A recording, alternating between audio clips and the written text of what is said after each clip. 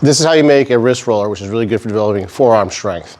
So I just went to Home Depot, spent about $15 on some PVC, some rope, and a carabiner. That's about it. And this is actually pre-cut. This is probably about, it was a 2-foot length.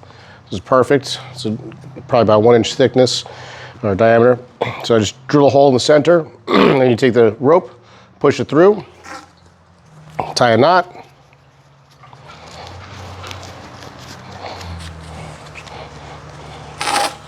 So that's nice and sturdy now. All right, so for this end, I'm going to take the carabiner,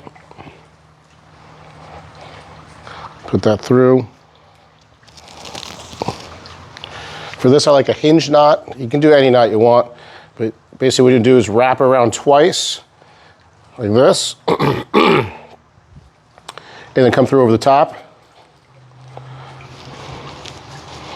Pull that taut.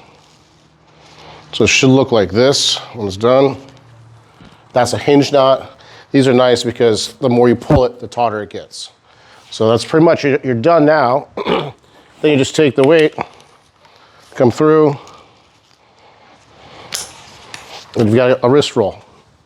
I purposely made it long so that I can stand on something if I want to do like a deeper range of motion. But this is all you have to do, right? You get it going.